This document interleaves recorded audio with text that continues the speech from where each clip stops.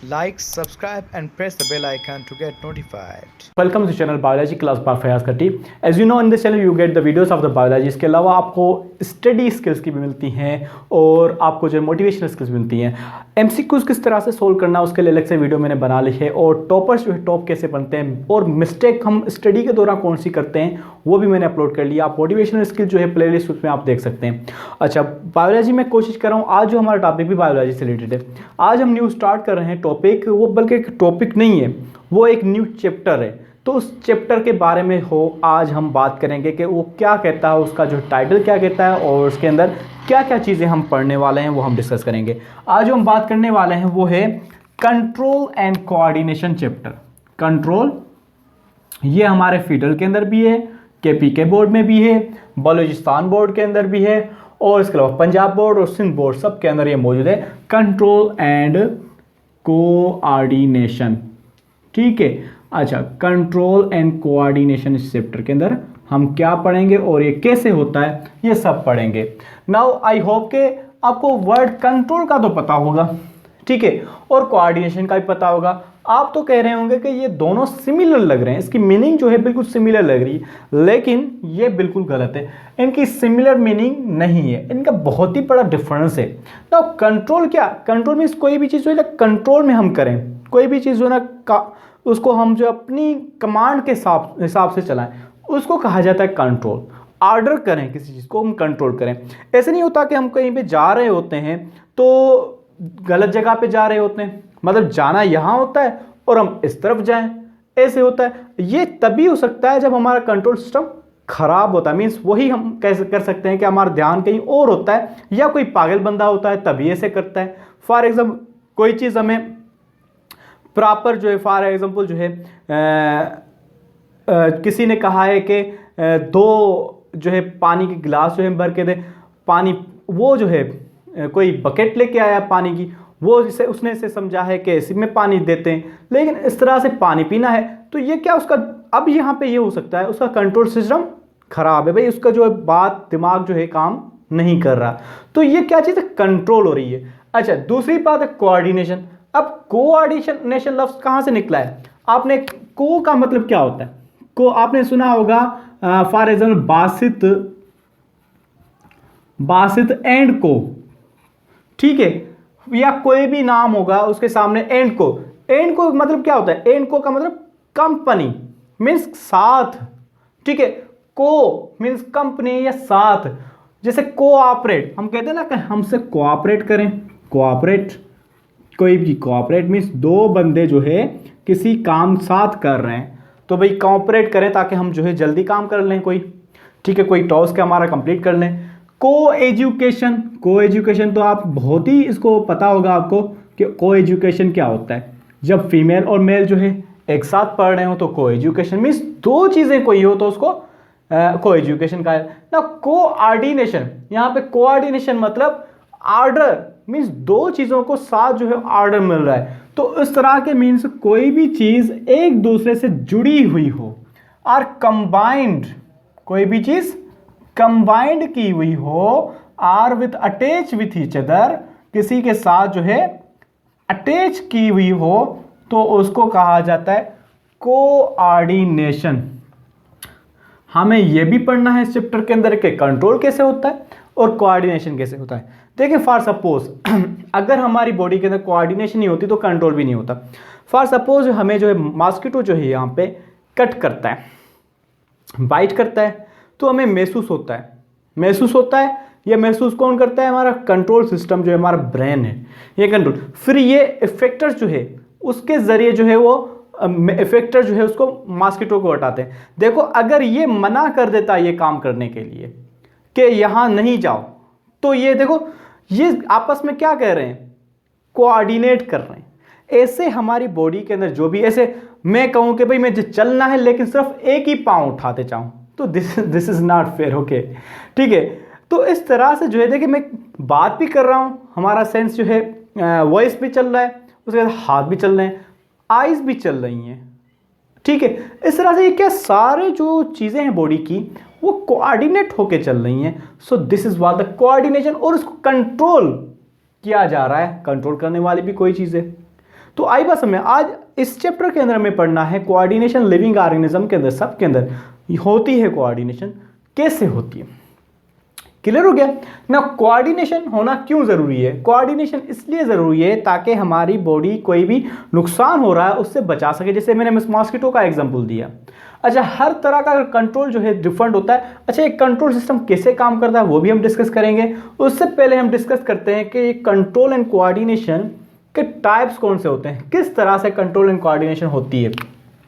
Now पहले पूरा mechanism बताता हूं आपको, उसके बाद जो है फिर हम बात करते हैं कि टाइप्स कौन से। कंट्रोल एंड कोऑर्डिनेशन का मैकेनिज्म कैसे होता है, चाहे कोई भी हो। नाउ देखिए, कोई भी बॉडी के अंदर या बाहर जो है हम रिस्पॉन्स या कोऑर्डिनेट इसलिए करते हैं, कोई भी न्यू चीज़ होती है तो उसको कहा जाता है स्टिमुलाई। हमने पढ़ा है पहले सपोर्ट एंड मूवमेंट के अंदर, कोई भी चीज़ डिफरेंट होती है एनवायरनमेंट के अंदर तो उसको कहा जाता है स्टिमुलाई। एनवायरनमेंट की वजह से या इंटरनली कोई चीज़ डिफरेंट होती है तो उसको स्टिमुलाई कहा जाता है। जब ये स्टिमुलाई हो जाती है तो वो बंदा क्या करता है, ये स्टिमुलाई को केच हमें महसूस होता है। स्टिमुलाई के something, for example mosquito is biting on our hand, we feel, ये फील हमने किया, ये क्या हुई, स्टिमुलाई हुई। अब ये स्टिमुलाई को लेकर कोई चीज़ जो है बॉडी के अंदर ऐसा कोई कोऑर्डिनेटिंग सिस्टम है जो मैसेज करके हमारे बताता है ब्रेन को, वो मैसेज करके जो बताता है उसको कहा जाता है रिसेप्टर। क्या कहा जाता है रिसेप्टर, जो रिसीव करता है उस मैसेज को हमारे सेंट्रल मतलब सिस्टम को बताता है, सेंट्रल सिस्टम को, कंट्रोल सिस्टम को। किसको? कंट्रोल सिस्टम को। अब ये कंट्रोल सिस्टम जो है डिसाइड करता है, अगर ये कंट्रोल सिस्टम एक ही तरह का होता तो क्या होता है, बड़े मसाइल होते, बहुत बड़े मसाइल होते और शायद हम फिर जिंदा ही नहीं रह पाते। बहुत बड़े मसाइल होते अगर एक ही तरह का होता। देखिए मैं यहाँ पे मिसाल दूँ, अगर सबका कंट्रोल जो है मतलब जो रिस्पॉन्स होता है वो एक जैसा होता या कंट्रोल सिस्टम जो है एक जैसा होता तो बड़ा मसाइल होता। तो इससे पहले ये चीज़ हम कंप्लीट करते हैं, उसका भी मिसाल देता हूँ। तो कंट्रोल सिस्टम क्या करता है, प्रॉपर रिस्पॉन्स मैसेजेस भेजता है कोई चीज़ ये काम सेट करने के लिए। तो वो जो मैसेज लेके जाते हैं उसको कहा जाता है इफेक्टर। ठीक है, इफेक्टर जो करते हैं काम वो क्या करते हैं, रिस्पॉन्स का काम करते हैं, रिस्पॉन्स देते हैं कोई चीज़ हमें। For example mosquito is biting on our hand और दूसरे हैंड को या मैसेज हमें फील हुआ, दिस इज व्हाट रिसेप्टर की वजह से जो है मैसेज आया कहाँ पे, कंट्रोल सिस्टम के पास। कंट्रोल सिस्टम ने डिसाइड किया कि भाई दूसरे हाथ को कमांड देनी है तो ये इफेक्टर हुआ, उसने जाके उसको हटाया, this is what response. Clear? अगर ये कंट्रोल सिस्टम एक ही तरह का होता तो फिक्स होता कि भाई ये चीज़ करनी है, हमें सोचने की ज़रूरत नहीं होती। लेकिन कंट्रोल हर चीज़ के लिए डिफरेंट होता है।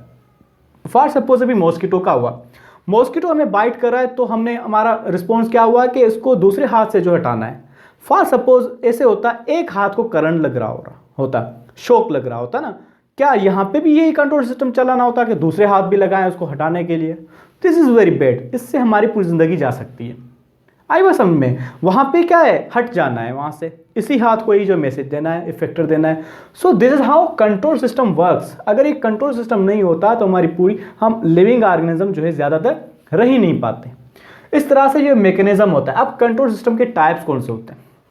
There are two types of control system found in living organism. Two types of control systems.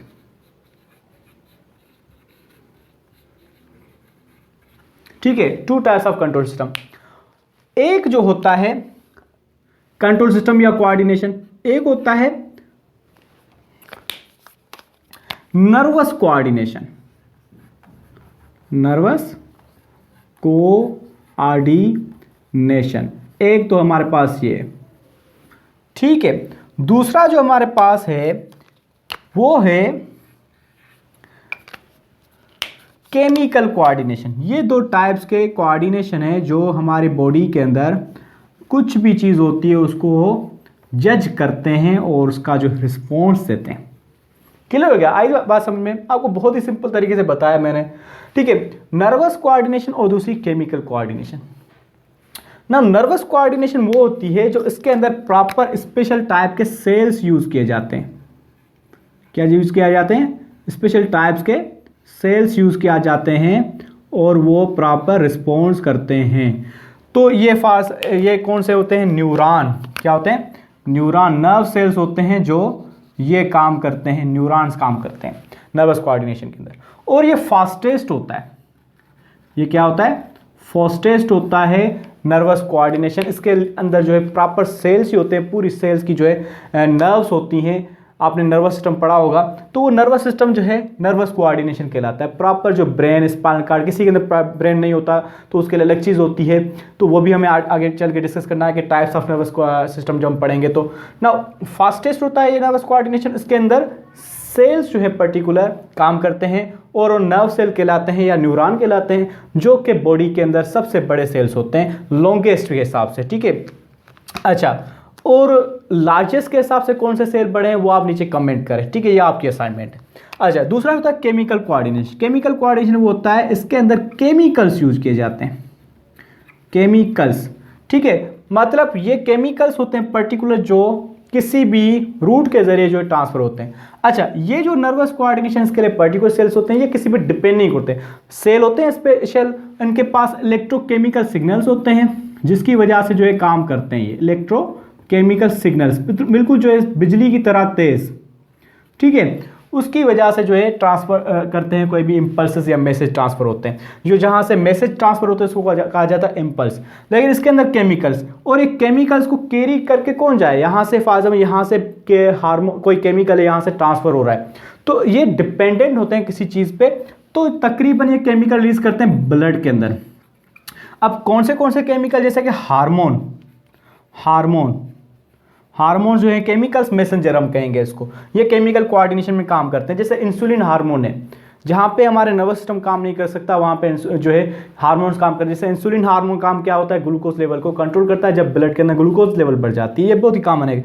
तो इस तरह से हार्मोन्स काम करते हैं। एंटीडायोटिक हार्मोन हमने पढ़ा था, किडनी के अंदर जो है वेसोप्रेसिन हमने हार्मोन पढ़ा था, उसके अलावा पेराथ हार्मोन वगैरह, ये सब हार्मोन जो है कंट्रोल करते हैं। ये केमिकल कोऑर्डिनेशन में होता है। ठीक है, उसके अलावा जो है फेरामोन्स होते हैं। फेरामोन्स भी हार्मोन्स की तरह ही होते हैं, लेकिन स्पेशल डक्ट के जरिए रिलीज होते हैं। इसके अलावा और भी होते हैं, लेकिन मेजर यहाँ पे ये दो हैं, फेरामोन्स, ठीक है, हार्मोन्स, और न्यूरोट्रांसमीटर्स भी होते हैं, वो भी केमिकल्स होते हैं। तो इस तरह से ये काम करते हैं, लेकिन ये इतना फास्ट नहीं, स्लो होता है as compare to nervous coordination. इनके बीच में डिफरेंस है। अब ये दोनों में से प्लांट के अंदर कौन से पाए जाते हैं, एनिमल के अंदर कौन से पाए? देखें, एनिमल के अंदर ये दोनों होते हैं। नर्वस सिस्टम जो है एनिमल के अंदर होता है, मींस केमिकल जो है कंट्रोल सिस्टम, ये भी एनिमल के अंदर। लेकिन प्लांट्स के अंदर जो है सिर्फ वो केमिकल कोऑर्डिनेशन होता है, नर्वस कोऑर्डिनेशन नहीं होता। आपने कभी देखा है कि प्लांट के अंदर भी ब्रेन हो, नर्वस सिस्टम हो, वो सोचता हो कि भाई ये चीज़ मुझे चाहिए हो? अगर होता तो वो खुद खा लेते हैं हर चीज़। ठीक है, वो प्लांट्स फ्रूट्स बनाते हैं बेचारे, वो हम खा लेते हैं, उसको कंट्रोल नहीं कर पाते। ठीक है, so this word chemical coordination उसके अंदर है। लेकिन मैंने अभी बताया ना, जब तक हम पकड़ के जाते हैं किसी फ्रूट को तो वो जल्दी कैच नहीं कर पाते, क्योंकि उसके पास नर्वस कोऑर्डिनेशन नहीं है, तो मतलब वो स्पीड से नहीं कैच कर सकते हमें। वो जब तक कोशिश करेंगे वो केमिकल्स के जरिए, केमिकल से बहुत स्लो होता है, तो उस वजह से वो कंट्रोल मतलब इस तरह से नहीं कर पाते। तो उसके अंदर कंट्रोल सिस्टम बहुत कम है, ऐसे कह सकते हैं। अच्छा, केमिकल कोऑर्डिनेशन को ह्यूमन के अंदर या एनिमल्स के अंदर इंडोक्राइन सिस्टम भी कहा जाता है। क्या? Endocrine system.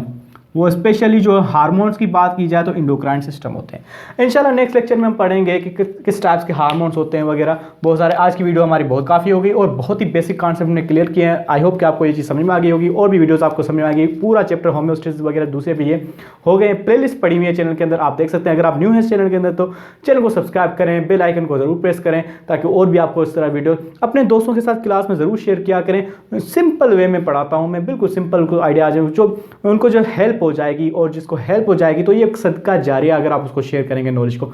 बहुत बहुत शुक्रिया।